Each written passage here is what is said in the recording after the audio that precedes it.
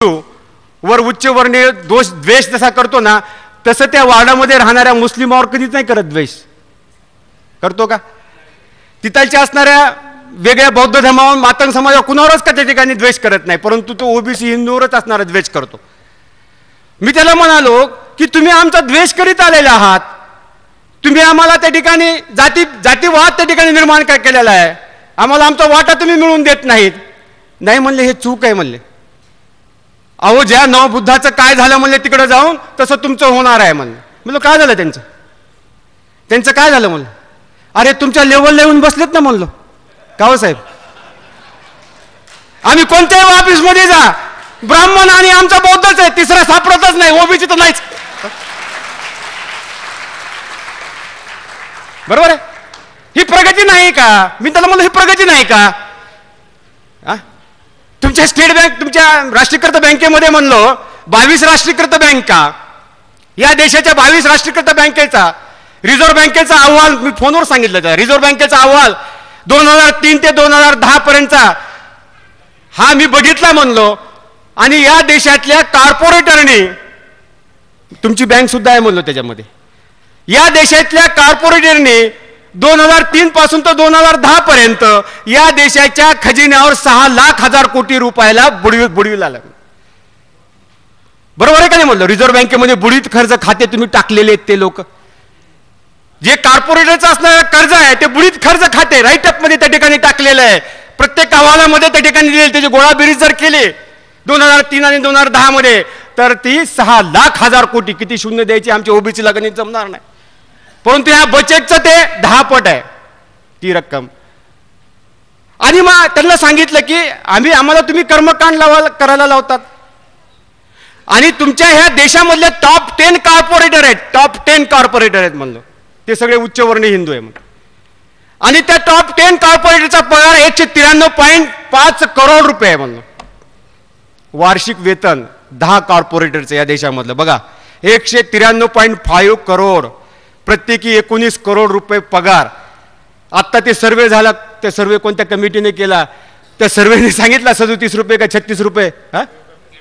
केळकर कमिटीने जो सांगितला तो 40 रुपयापर्यंतच सांगितला. म्हणजे 40 रुपये महिन्याला पगार, वर्षाला 12×48 म्हणजे महिन्याला तो 1200 आणि 12×12 म्हणजे 15,000 रुपये, 1.5 लाख रुपये वार्षिक असणारं वेतन. आणि इथं 19 कोटी असणारं वार्षिक वेतन. आणि मग 40 रुपये रोज कमिवणारा, 1.5 लाख रुपये वेतन कमिवणारा वार्षिकला, त्याला पेट्रोलचे दर, गॅसचे दर सारखेच, आणि त्या 19 कोटी रुपये वर्षाला कमिवणाऱ्याला त्याला बी पेट्रोलचे आणि गॅसचे दर सारखेच. आली का म्हणलं सामाजिक लोकशाही?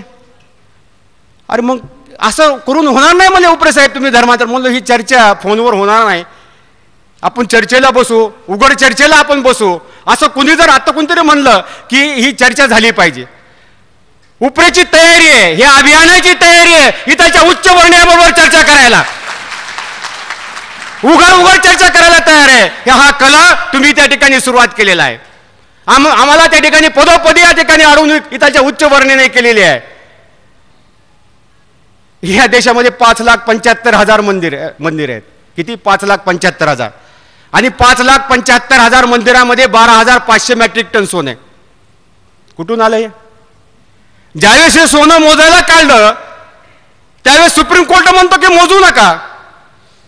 सुप्रीम कोर्ट म्हणतो मोजू नका, हे ट्रस्टीचं सोनं आहे. बघितलं ना टीव्हीवर आपण, हे काय काल्पनिक गोष्टी नाहीत.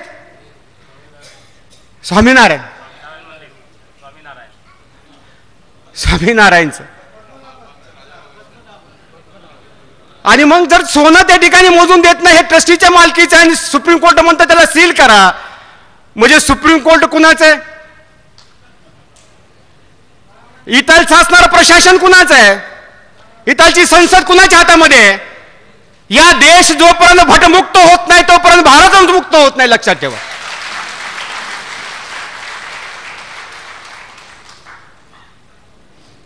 काय पाहायचं त्यांनी ठरवायचं, आम्ही बटन दाबलं की त्यांनी जे सांगितलं तेच आम्ही पाहायचं. काय वाचायचं त्यांनी ठरवायचं, काय ऐकायचं त्यांनी ठरवायचं. हे कुठपर्यंत चालणार आहे? म्हणजे खरा इतिहास आमच्या समोर या ठिकाणी येऊन दिलेला नाहीये. म्हणून मी एक पुस्तक लिहिलं आहे, मी ओबीसी बोलतोय. मी ओबीसी बोलतोय जे बोलायचं नाही ते बोलतो आणि जे बोलायचं ते बोलत नाही. आमचा ओबीसी काय आहे, जे बोलायचं ते बोलत नाही आणि जे बोलायचं नाही ते बोलतो. खडा खडा खडा खडा खडा खडा बोलतोय. गायत्री मंत्र खडा खडा म्हणतो.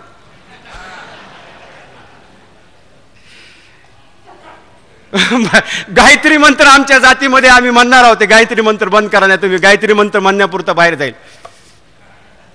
कारण अशा पद्धतीचा गायत्री मंत्र या ठिकाणी म्हटला जातो. खडा खडा त्या ठिकाणी बोलतो. आमचा ओबीसी बोलतो, जे बोलायचं ते बोलत नाही, जे ऐकायचं ते ऐकत नाही, जे ऐकायचं नाही ते ऐकतो, जे बोलायचं नाही ते बोलतो, जे पाहायचं नाही ते पाहतो. कसं होईल आमची उन्नती?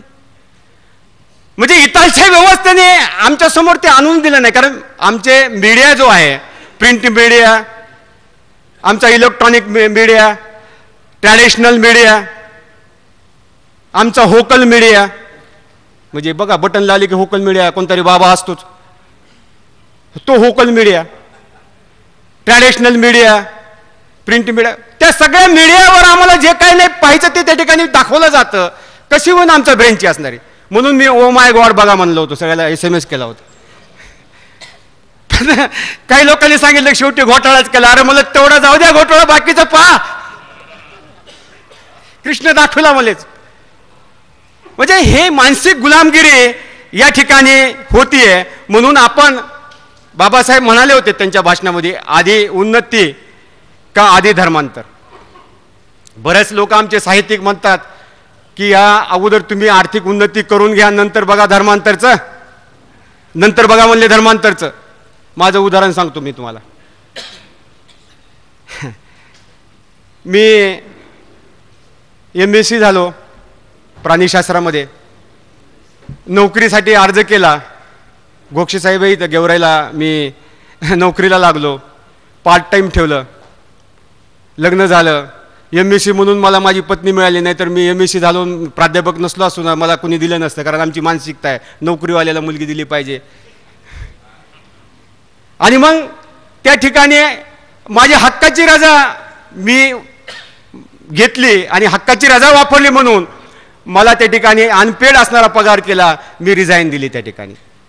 म्हणजे नोकरीमध्ये सुद्धा म्हणजे त्या जातीमध्ये राहून उन्नती. म्हणजे कोण होता प्रिन्सिपाल, कोण होता संस्थाचालक, हा उच्चवर्ण हिंदू होता. आम्ही उद्योग टाकला. उद्योग टाकल्यानंतर छोटा मोठा उद्योग माझा. मी एका पक्षात गेलो, आंबेडकरी विचाराच्या पक्षात गेलो. एके दिवशी आलं ना सगळं माझ्यावर धाड. सेल टॅक्स कमिशनर आलेत, असिस्टंट कमिशनर आलेत, सगळ्या विभागाचे आलेत.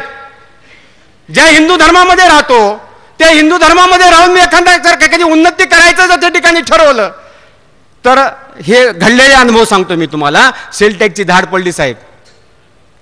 आणि सेल टॅक्सची धाड पडल्यानंतर मला तिथं त्यावेळेस मोबाईल नव्हते. 1993-94 गोष्ट असेल.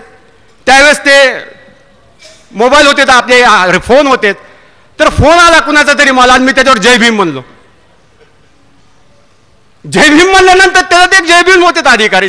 त्यांचं नाव सांगत नाही मी, कारण ते नाव मरेपर्यंत लक्षात राहील माझे, त्यांना अडचण येईल. आणि ते त्या ठिकाणी म्हणले तुम्ही कोण? मी म्हणलो असं असं आंबेडकरी विचाराच्या पक्षामध्ये आहे, काम करतोय. हे 15-16 इन्स्पेक्टर लोक तुमचं तपासतात ना म्हणले. ते 15-16 इन्स्पेक्टर तुमचं तपासतात ना, तर ते काय करा म्हणले तुम्ही त्यांना 200-200 रुपये द्या आणि एक 10,000चा चेक द्या म्हणले. ते 10,000 रुपये सुद्धा तुम्हाला मिळतील. आणि आम्ही तुम्हाला 30 लाखाला बुडायला आलो होतो, तुमच्याबद्दलची तक्रार होती. म्हणजे आम्हाला उद्योग सुद्धा त्या ठिकाणी करून द्यायचा नाही, आम्हाला आमचा स्वीकार करायचा नाही. अशा पद्धतीचं असणार या ठिकाणी. ज्या ठिकाणी आम्ही राहतो त्या ठिकाणी आमची आर्थिक उन्नती होणार आहे का? ज्या हिंदू धर्मामध्ये राहून आम्ही आर्थिक उन्नतीचं असणारं जर बघितलं आम्ही स्वतःला, तर आर्थिक उन्नती त्या ठिकाणी होणार आहे का? हे अनुभव सांगतो मी तुम्हाला. एवढंच नाही, आता तिथे हा उदाहरण, वेळ आहे ना आपल्याला, म्हणजे एक बेस्ट क्वालिटी अवॉर्ड आम्हाला मिळाला 1998चा, या महाराष्ट्रातला बेस्ट क्वालिटी अवॉर्ड. म्हणजे आम्ही आमचा कारखाना त्या कारखान्याला मिळाला की बेस्ट क्वालिटी, कारण आम्ही कुशल कारागीर आहोत ना. हे 12 बलुतेदार 18 आलुतेदार म्हणजे आम्ही कुशल कारागीर आहोत. आणि आजच्या ह्या कुशल कारागिरींची 12 बलुतेदार आणि 18 आलुतेदारांची परिस्थिती काय माहिती आहे का? म्हणजे त्यांची सुद्धा असणारी व्यवसायाची परिस्थिती आज जागतिकीकरणामध्ये कुठेतरी हा लोपलेला आहे. आज आमच्या नाभिक दुकानाच्या मध्ये असणाऱ्या दुकानाचा मालक हा दुसरा आहे आणि मध्ये काम करणारे आमचे नाभिक समाजाचे मुलं आहेत. तुम्ही जगा त्या ठिकाणी जा, नांदेडला मुंदडा हा मालक आहे ड्राय क्लिनरचा, एका मोठ्या मोठ्या रेल्वेच्या खात्यामध्ये असणारे इस्त्री कपडे धुलाई करून देतो. मालक हा मुंदडा आहे, मध्ये काम केणारे आमचे परीट समाजाचे आहेत.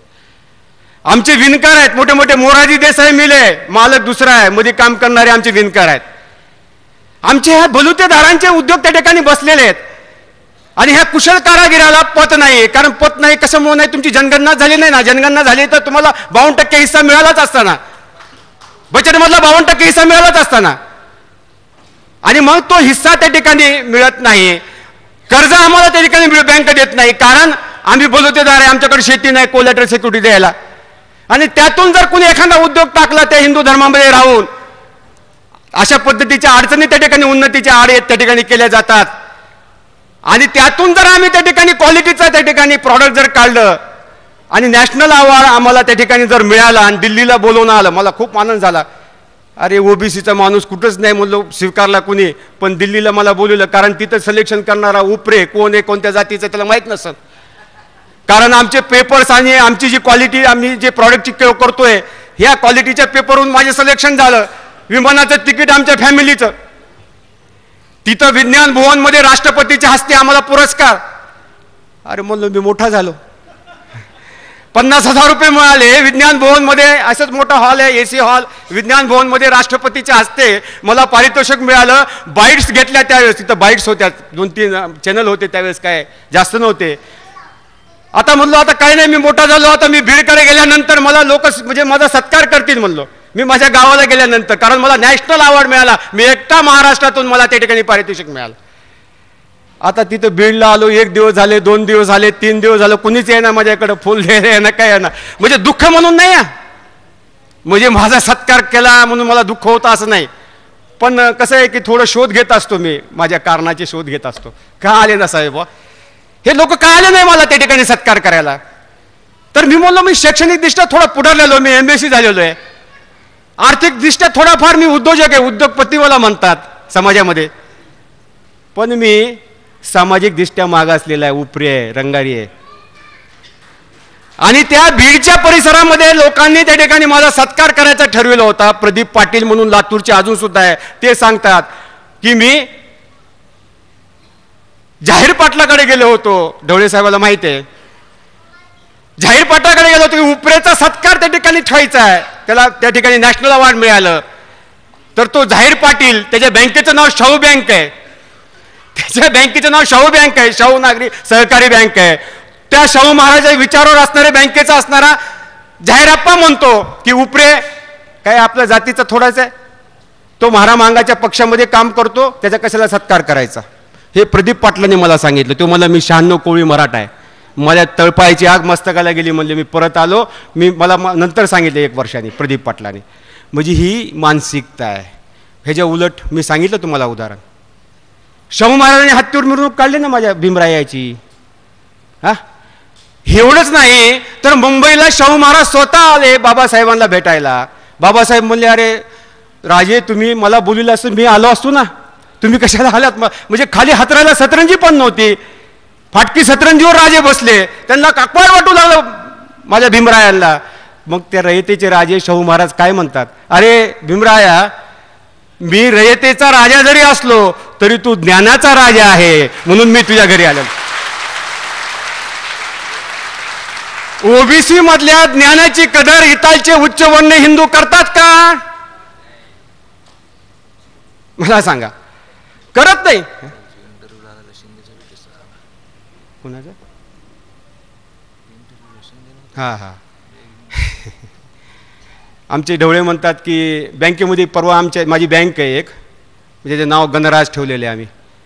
म्हणजे बँक ही सर्वांचीच असते ना, गण आणि राज्य, गण राज लोक म्हणतात हे नाव का म्हणून ठेवलं तुम्ही बुद्ध धम्माकडे. मी म्हणलो गणराज म्हणजे रयतेचा सत्ता. गणराज म्हणजे तुम्ही घ्या, गणपती घ्या, काय घ्यायचं ते घ्या तुम्ही. तिथं इंटरव्ह्यू झालेत आमचे, म्हणजे वसुली अधिकाऱ्याची इंटरव्ह्यू झाली, आठवण करून दिली मला. इतका एफिशियंट मुलगा होता, शिंदे म्हणणारा, औरंगाबादहून इंटरव्ह्यूला आला. प्रश्नाचे उत्तर इतके क्लिअर कट दिले त्यांनी वसुली अधिकाऱ्याचे. अरे मग म्हणलं तू पहिल्या बँकेत होता तिथं रिझाईन का दिली, का म्हणजे त्रास होत होता, ते सांगायलाच राजी नाही. म्हणून खरं सांग. आमचा चीफ ऑफिसर विचारू लागला, सीओ विचारू लागला, खरं काय कारण आहे, तिथं रिझाईन का दिली एवढंच सांग म्हणले, तुला मी नोकरीला ठेवतो म्हणले. मी सुद्धा म्हणलो सांगणार आहे भाऊ. म्हणले खरे सांगू का म्हणले, सीओ साहेब माझी जात आडवी आली म्हणले. काय झालं म्हणले, मी नेहमी माझ्या फोनवर फोन आले की मी जय भीम म्हणतो म्हणले, आणि तिथलच्या डायरेक्टर बॉडीला जय भीम म्हणलं आवडत नव्हतं म्हणले, आणि मला मग त्रास व्हायचा म्हणले. मग आत्ताच 3 दिवसाचं असणारं कारण आहे, 3 दिवसाचं असणारं हे म्हणजे हे आहे, घडलेली घटना आहे. म्हणजे हे चालतेच ना, अजून हे चालत नाही असं नाही आहे, हे चालत नाही असं नाही आहे. कारण आम्ही ज्यावेळेस आमचे हक्क मागतो, आम्ही ज्यावेळेस आमचं भाषा बोलतो, त्यावेळेस ह्यांच्या तळपायाच्या मस्तकाला जाते. अशा पद्धतीची असणारी इथलची असणारी म्हणजे समाज व्यवस्था आहे. आणि या शाहू महाराजांनी आम्हाला त्या ठिकाणी काय केलं, म्हणजे बाबासाहेबांना हत्ती मिरवणूक काढण्याचं, सामाजिक प्रतिष्ठा द्यायचं काम केलं होतं. आम्ही या ठिकाणी आमचं औदार्य इथलच्या लोकांचा, हिंदू म्हणजे लोकांचं, उच्चवर्णीय हिंदू लोकांचं औदार्यच नाही आम्हाला प्रतिष्ठा द्यायचं, समता द्यायचं, स्वातंत्र्य द्यायचं, बंधुभाव द्यायचा. म्हणून या देशामध्ये जे काय घटना होतात बघा, 2 प्रभाव या देशामध्ये आहेत. एक या देशामध्ये या देशाच्या संविधानाला मानणारा एक वर्ग आहे, आणि दुसरा समूह जो आहे तो मनूला मानणारा आहे. या देशाच्या संविधानाला मानणारा असणारा वर्ग हा भारतामध्ये राहतो, आणि या देशातल्या मनुस्मृतीला मानणारा देश हा हिंदुस्थानात राहतो. मनुस्मृतीला मानणारे जे लोक आहेत ते हिंदुस्थानात राहतात, आणि जे संविधानाला त्या ठिकाणी मानणारे जे लोक आहेत ते भारतात राहतात. बरोबर. आणि आतापर्यंत हिंदुस्थानामध्ये राहणारे जे उच्चवर्णीय हिंदू आहेत, जे मनुस्मृतीला मानतात, ते अप्रत्यक्षरित्या संविधानाला मानत त्या ठिकाणी विरोध करत होते, उघड उघड बोलत नव्हते. काय झालं, या जनगणनेची चर्चा म्हणजे पहिल्यापासून सांगतो, षडयंत्र किती किती झालेत आमचे. म्हणजे इथपर्यंत येतो मी की काकासाहेब कालेलकरांचं असणारं षडयंत्र पंडित जवाहरलाल नेहरूंनी सांगितलं, प्रस्तावना बदलली, ते एक षडयंत्र. जनगणना होऊन दिली नाही, काकासाहेब कालेलकर अहवाल त्या ठिकाणी स्वीकारला नाही, म्हणून बाबासाहेब आंबेडकरांनी कायदेमंत्रीपदाच्या असणाऱ्या खुर्चीला लात मारली. लक्षात घ्या, कुणासाठी, ओबीसीसाठी. परंतु ओबीसी गांधी नेहरूच्या विचाराबरोबरच मैत्री करतो, परंतु आंबेडकरी विचाराबरोबर मैत्री करत नाही. लक्षात घ्या. दुसरा टप्पा या ठिकाणी सांगताना की मंडल आयोगाची स्थापना झाली. मंडल आयोगाची स्थापना झाल्यानंतर या देशामध्ये मंडल आयोगापासून लक्ष विचलित करण्यासाठी मागणी होत होती, बीएसपीची मागणी होती होती. कांशीराम त्या ठिकाणी मागणी करत होते की मंडल आयोगाची त्या ठिकाणी अहवाल सादर करा. मोरारजी देसाईला सुद्धा करता आला असता, मोरारजी देसाईने केला नाही, इंदिरा गांधीने केला नाही. आणि इंदिरा गांधीने काय केलं, निलिमा देशपांडे आणि विठ्ठलराव गाडगीळला बोलवलं. काय सांगितलं विठ्ठलराव गाडगीळ आणि निर्मला देशपांडेंनी की या हिंदू महासभेचा असणारा बाळासाहेब देवरसला सांगा की हिंदू एकता यात्रा काढा. कुठं, भारतामध्ये. कुणी सांगितलं, इंदिरा गांधीने. कारण काय होतं की ओबीसीचा मंडल आयोग लागू होणार नाही, कारण मागण्या वाढल्या होत्या, मागण्या वाढ. हे एक षडयंत्र. हे षडयंत्र काय होतं की इथलच्या उच्चवर्णीय हिंदूचं होतं, म्हणून हिंदू एकता यात्रेमध्ये कोण होतं, ओबीसीचेच लोक होते. आणि पहिलं स्वागत कुणी केलं, इंदिरा गांधीने केलं दिल्लीमध्ये. त्यानंतर 1982ला दवे कमिटीची असणारी स्थापना झाली, दवे कमिशन. रिटायर असणाऱ्या जज दवे कमिशनची असणारी स्थापना झाली. दवेंनी कमिटीनं मंडल आयोग लागू न करण्याच्या पाठीमागची कारणे शोधण्यासाठी, म्हणजे संसदमध्ये असणारा तो मागणी त्या ठिकाणी झाली होती. आणि संसदमध्ये ज्यावेळेस त्या ठिकाणी मागणी झाली त्यावेळेस दवेला अपॉइंट केलं, आणि दवेने 6 महिन्यात रिपोर्ट दिला. तो रिपोर्ट असा होता की या देशामध्ये ओबीसीचा असणारा मंडल आयोग का लागू होत नाही, इथलच्या काँग्रेसला आणि उच्चवर्णीय हिंदूंना मंडल आयोग लागू करायचा नाही, म्हणून ते विरोध अशा पद्धतीने करतात. हा रिपोर्ट आहे आज सुद्धा माझ्याकडे, कुणाला पाहिजे असेल तर, दवे कमिटीने दिलेला. नंतर या उपर सुद्धा मग काय झालं माहितीये, परत मागणी वाढली, हे दवे कमिटीचा रिपोर्ट तुम्ही त्या ठिकाणी लागू करा.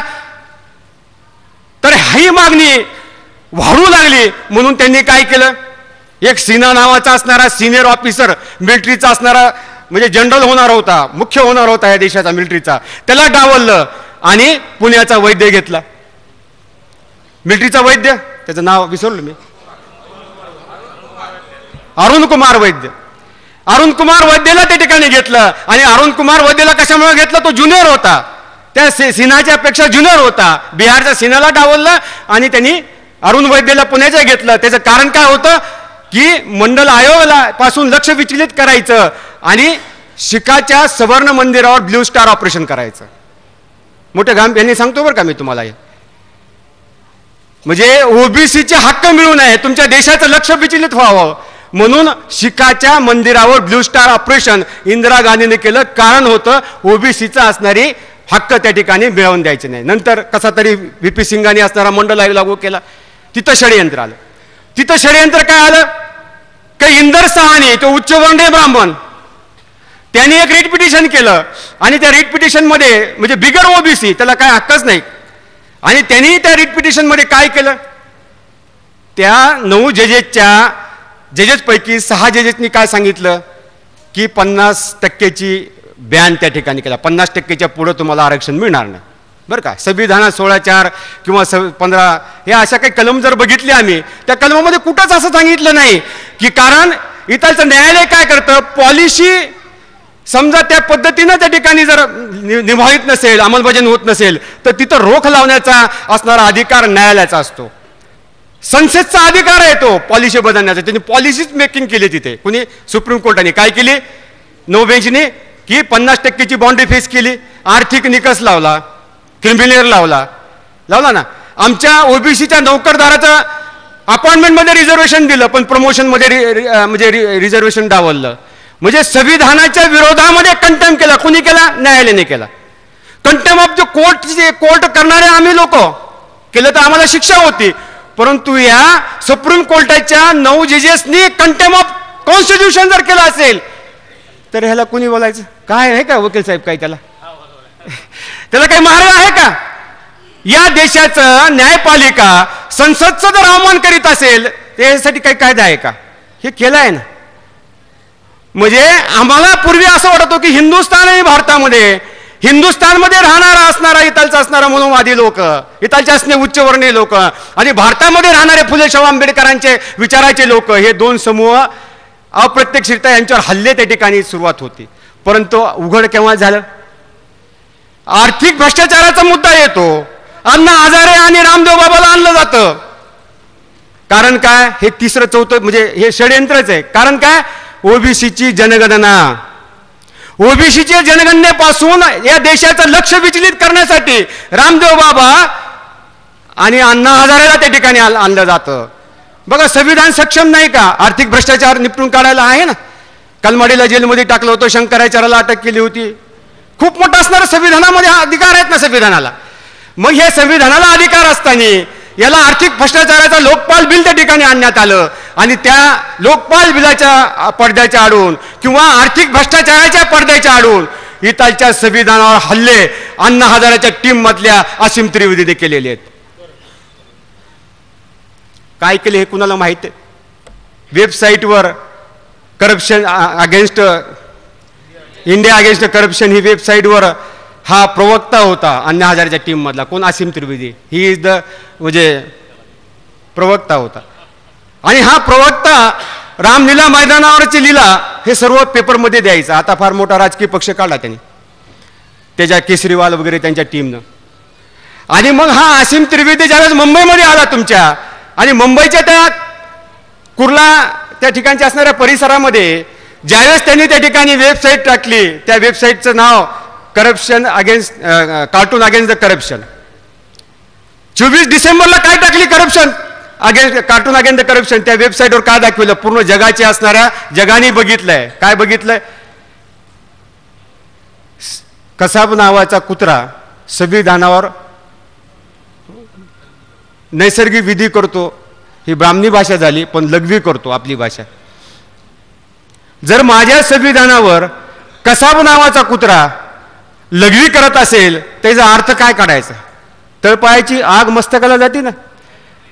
म्हणजे पूर्वी आम्ही ऐकत होतो की इथलचे मनोवादी लोक संविधानाला मानत नाही. आता व्यंगचित्राच्या माध्यमातून इथलचा असीम त्रिवेदी काय करतो, एक आमच्या संविधान जो आमचा धर्मग्रंथ आहे, आमची असणारी निष्ठा आहे, हे आमचं प्रतीक आहे, त्या प्रतीकावर कसाब नावाचा कुत्रा त्या ठिकाणी काढून मुतत असेल. ज्या काय कारण ते राग आहे, असीम त्रिवेदीचा राग आहे. काय राग आहे की कसाबला फाशी देणारी कोण आहे, संविधानाच आहे ना. कसाबला फाशी कुणामुळे मिळाली, संविधानामुळे मिळाली.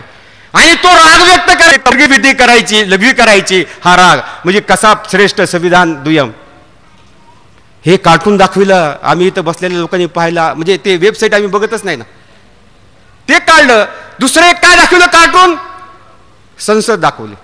संसदच्या बाजूला असे लॅट्रिन दाखवले, लॅट्रिन पेपरला मतदान पत्रिका म्हटलं, आणि त्या लॅट्रिनमधून ते पत्रिका मतदान केंद्रामध्ये त्या ठिकाणी म्हटलं त्या लॅट्रिनला, आणि ते पाईपलाईन संसदला जोडली त्या व्यंगचित्रामध्ये.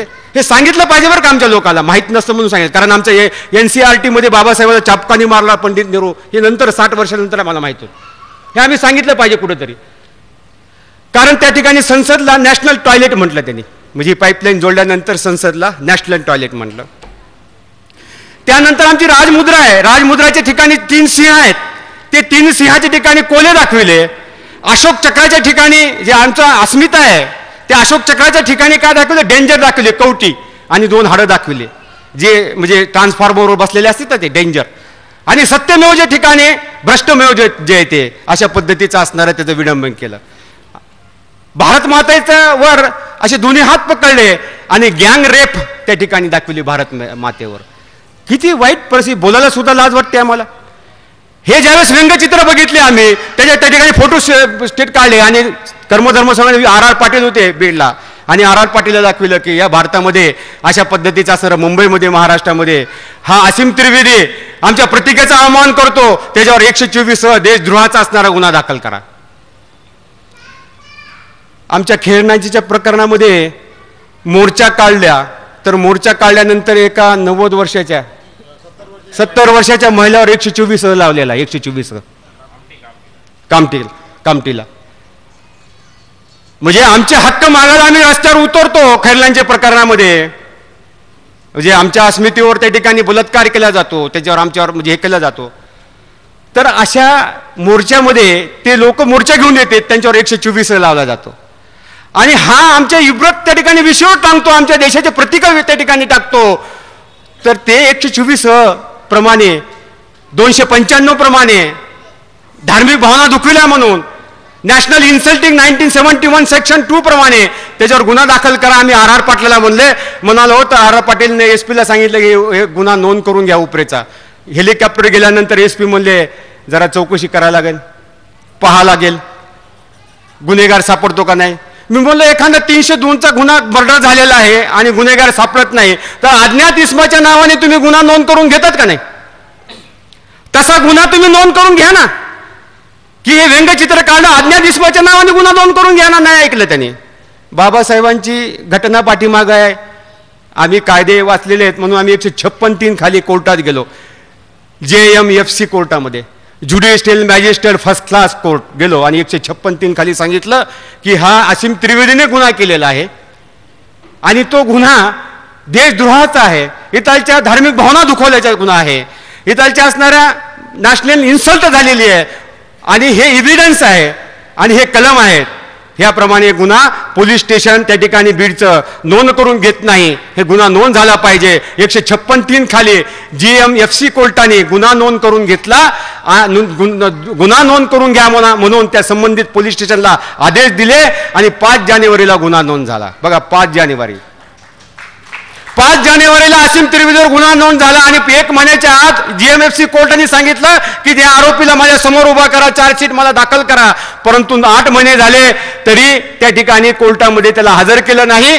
आणि मुंबईमध्ये बघा, महाराष्ट्रातच मुंबई, बीड पण महाराष्ट्रातच आहे, म्हणजे एका ठिकाणी वेळेवर असणारा गुन्हा दाखल होतो आणि दुसऱ्या ठिकाणी 8 महिन्याने गुन्हा दाखल होतो. सो मोटिव त्याला अटक केली जाते आणि परत त्याला मानाने सोडलं जातं. आता तर काल तर ती विड्रॉज करून घेतली केस. काल राज्य सरकारने सलगीच केली असीम त्रिवेदी बरोबर, देशद्रोहाबरोबर सलगी केली, सलगी. का न्यायालयाची वाट बघितली नाही? न्यायालयाने ठरवलं असतं ना 124 ठेवायचं का नाही? न्यायालयाने ठरवलं असतं आम्ही मान्य केलं असतं. तुम्हाला काय गडबड झाली होती? भागवतचा फोन आला आर पाटलाला, असं केलं तर बघ. मला असं कळालं की आर पाटील आहे ना, नागपूरमध्ये आल्यानंतर 12च्या नंतर भागवताला भेटायला जातात.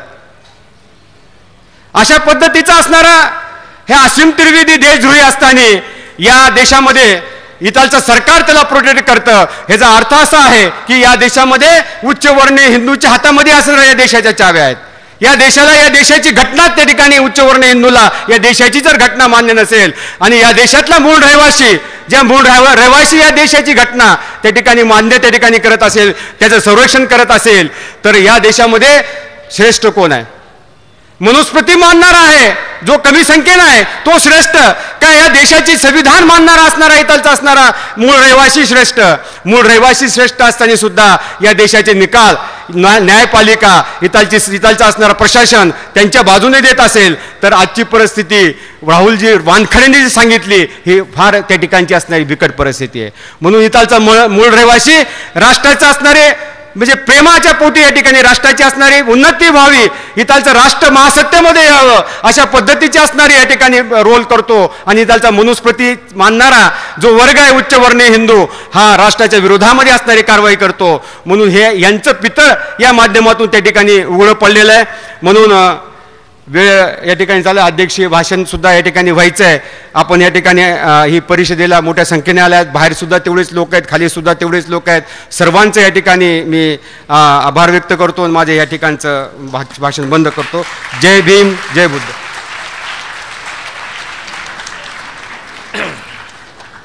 धन्यवाद उपरे काका. अध्यक्षीय भाषणाला सुरुवात होण्यापूर्वी आजच्या या परिषदेचे अध्यक्ष आयुष्यमान ॲडव्होकेट एकनाथरावजी साळवी यांनी जी पुस्तक लिहिलेलं आहे ओबीसींचा धर्म बुद्ध धम्म या पुस्तकाचं प्रकाशन आपण करणार आहोत. तत्पूर्वी राजू कदम हे उपरे साहेबांना तथागत गौतम बुद्धाचा चित्र जे डॉक्टर बाबासाहेबांनी काढलेले आहे ते भेट देतील. तसेच संग्राम समतेचा कविता संग्रह, प्रेरणा काव्यगीत संग्रह आयुष्यमान प्रशांत अंबादे, आयुष्यमती सुमित्रा अंबादे हे ओमप्रकाश मोरे यांना भेट करतील, त्यांनी पण यावं.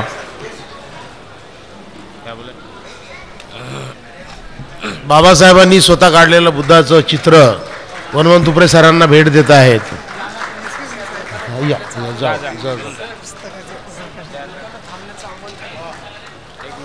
फॉर्म का बता देना.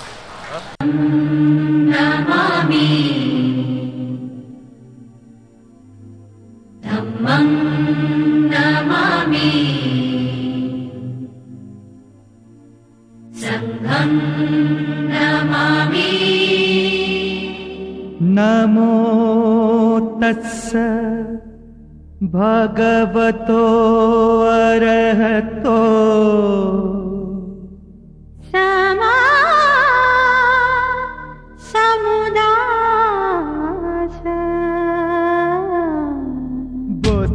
शरणं गच्छामि, बुद्धं शरणं गच्छामि, धम्मं शरणं गच्छामि, धम्मं शरणं गच्छामि, संघं शरणं गच्छामि, शरणं गच्छामि.